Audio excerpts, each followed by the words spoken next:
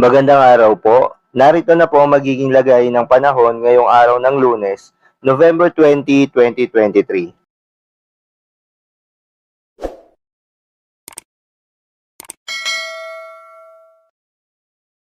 Ayon sa Pag-asa, shearline at northeast monsoon pa rin ang patuloy na nakakaapekto sa malaking bahagi ng bansa. Sa ngayon, wala na pong LPA o bagyo na binabantayan sa loob at labas ng Philippine Area of Responsibility. Ngunit ayon sa Pag-asa, may namataan na cloud clusters o kumpul ng kaulapan sa may Sulusi at sa may silangan ng Luzon. Wala naman sa mga ito ang posibleng maging bagyo, subalit itong nasa Sulusi ay posibleng maging low pressure area sa loob ng 2 hanggang 3 araw at magpapaulan sa malaking bahagi ng Southern Luzon, western section ng Visayas at western portion ng Mindanao.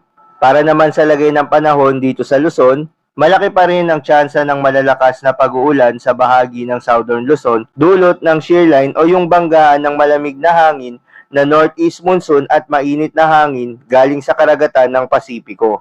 Northeast monsoon naman ang patuloy na magdadala ng mahihinang ulan at makulimlim na panahon sa may silangang bahagi ng Luzon, partikular sa Camarines Provinces, Quezon, Aurora, Cagayan Valley, Apayao at Kalinga. At sa natitirang bahagi ng Luzon, kabilang na ang Metro Manila, asahan ng bahagyang maulap hanggang maulap na kalangitan na may tsansa lamang ng saglit na pag-ambon. Para naman sa Visayas, asahan pa rin ang maulan na panahon sa loob ng 24 oras at may minsan na malalakas na pag-ulan na posibleng magdulot ng pagbaha at pagguho ng lupa, dulot pa rin yan ng shearline. Sa Mindanao naman, ngayong umaga pa lamang, patuloy ang pag-ulan sa Northern Mindanao at Caraga Region dahil din yan sa shearline.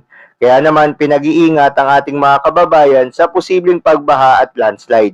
Para naman sa natitirang bahagi ng Mindanao, bahagyang maulap hanggang sa maulap na kalangitan, nasasamahan ng pag-ulan ngayong umaga pa lamang dito sa bahagi ng Zamboanga del Norte, Davao de Oro, Davao Oriental, habang may localized thunderstorm pa sa ilang bahagi ng Mindanao sa tanghali hanggang sa gabi. Para naman sa lagay ng ating mga karagatan, may nakataas naman na gale warning dulot ng northeast monsoon sa Hilaga at silangang baybayin ng Luzon at Visayas.